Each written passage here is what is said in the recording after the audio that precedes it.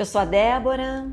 Eu sou o Carlos. A gente está bem animados para fazer essa viagem para Atacama, né? Esse desafio que a gente se propôs a fazer. Então, já tem um tempo a gente queria ir para o Everest. E a gente começou a se preparar, andando bastante. E aí outras coisas aconteceram, deixamos esse sonho de lado. E aí a gente pensou direito e falou, bom, ainda bem que não aconteceu lá atrás. Vamos começar por aqui, na América do Sul, no Atacama, Chile, pertinho. Vamos ver como é que é essa história, né?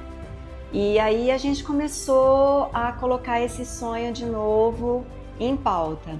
Né, os dois aqui eu com 57. Eu com quase 60. Estamos aqui na Vintire, temos sim as nossas limitações, joelho, lombar, mas com bastante preparação, com bastante ajuda do fisioterapeuta João, a gente acredita que a gente consiga de verdade e vai ser um aquecimento para o Everest, que o nosso grande objetivo é a base, o campo de base do Everest. Lá no Atacama, o que a gente espera é que cada dia a gente tenha uma surpresa, uma vista diferente e um desafio nessa caminhada.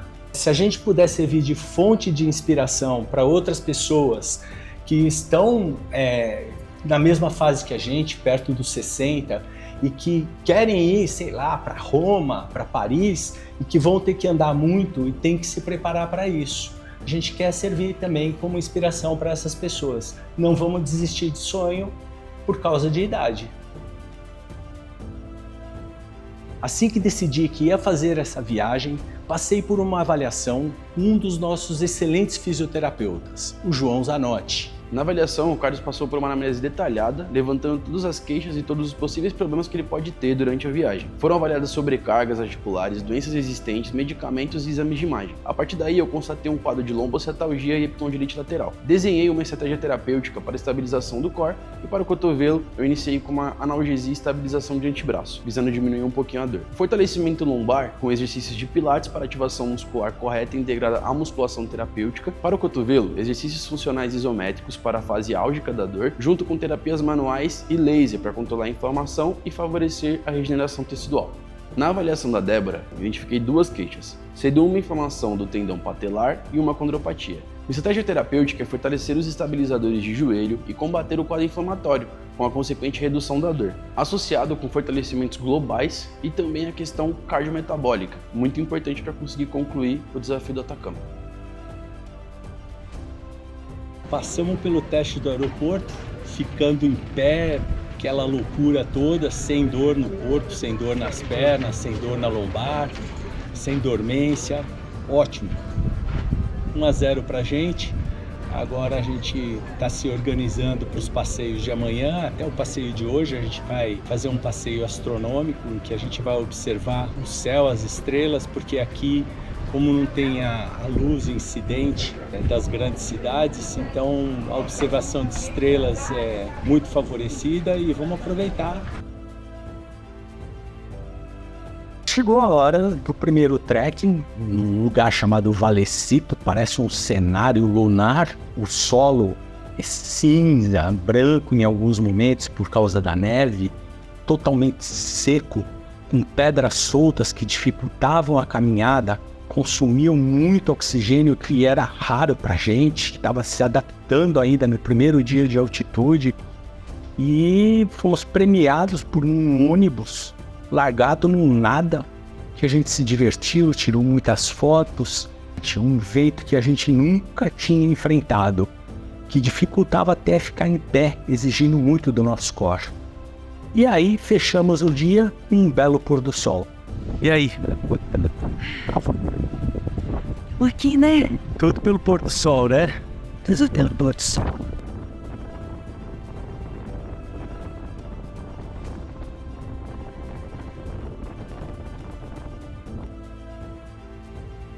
Dentro do projeto de aclimatação, chegou a hora de fazer montanhas acima de 3 até 4 mil metros e nós escolhemos 3 lugares incríveis com paisagens únicas.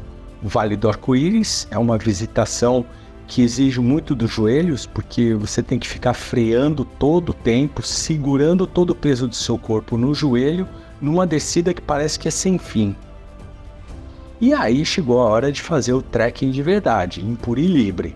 A atração principal era bem longe do ponto de chegada da van. E aí nós precisamos fazer um trekking longo, muito técnico, com vários trechos de escalaminhada. E isso exigiu um esforço enorme de pernas e braços, né? E o ar também. O ar faltou em vários momentos, como se ele lembrasse a gente, vocês estão na altitude. Então a gente considera Puri Libre um momento chave da nossa aclimatação.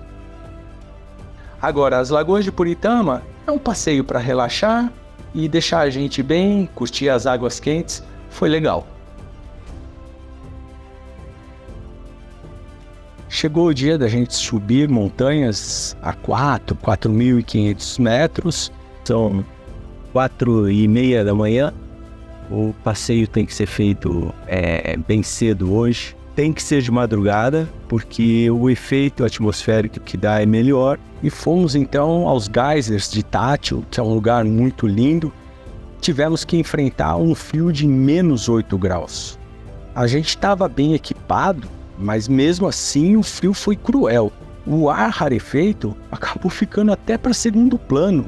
Tá certo que quando a gente abaixava ou levantava, o ar faltava, deixava a gente às vezes até com alguma vertigem. Mas por fim a gente acabou aproveitando o visual, passamos por essa etapa com relativa tranquilidade e curtimos muito. O destino de Pedras Rojas, com altitudes acima de 4.000 metros, tem paradas surpreendentes e a mudança de terreno e do visual é radical. A caminho do trekking nós paramos para umas fotos na linha do Trópico de Capricórnio, que tem um terreno árido, pedregoso, seco. De lá seguimos para Pedras e o trekking era em lajes de pedras muito avermelhadas. A superfície das pedras era coberta ora por gelo, ora por neve fofa. E escorregar nesse trekking estava fácil, era só bobear um pouquinho. A vista dos lagos congeladas é fantástica. Seguimos então para conhecer as lagoas com seus flamingos e muito sal. No caminho, nós paramos para fazer um piquenique numa área que tinha nevado muito na noite anterior e pudemos fazer várias fotos. Já a última lagoa era dentro de um salar com o solo bem cortante pela floração de cristais de sal, mas as trilhas eram terraplanadas e largas, não dá nem para contar como trekking, foi só o visual mesmo que valeu muito a pena. Chegou a hora da Rota dos Salares, que tem um visual lindíssimo, um trekking em terreno rochoso, mas que não exige escalaminhada, então não é considerado um trekking muito técnico. E não fossem as pedras soltas, alguns aclives para serem superados, é até um trekking fácil. O ponto é que nessa altura da viagem ele já acumulou mais 60 quilômetros entre trekkings diários, caminhadas de ida e volta, hotel centrinho de Atacama, né? A notícia boa é que tanto a nossa lombar quanto o cotovelo, o joelho, eles não estão doendo. E olha que a gente está carregando uma mochila aí com 5 litros de água nas costas. O que a gente tem reparado é que a gente está chegando ao hotel com disposição para tomar banho e correr de volta para o centrinho para a gente poder jantar, curtir um pouco da noite. E isso tem deixado a gente bem confiante para enfrentar o Cerro Toco. Chegou o grande dia, o dia de subir o Cerro Toco. Mas na verdade o que eu gostaria de falar para vocês? Nós estamos quase na casa dos 60 anos, nós temos sonhos. Eu acho que o mais importante na vida não é o destino. Não é se a gente vai conseguir chegar até o topo da montanha ou não.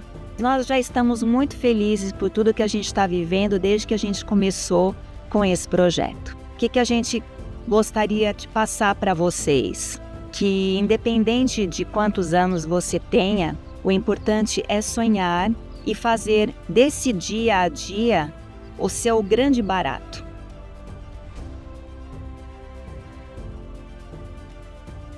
Isso é pra você, Dedéu. A próxima você tá aqui comigo. Vale muito a pena.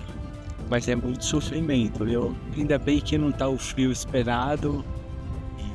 isso ajuda bastante, mas é difícil falar, o queixo tá meio esquisito. Isso aí, a sensação é muito boa.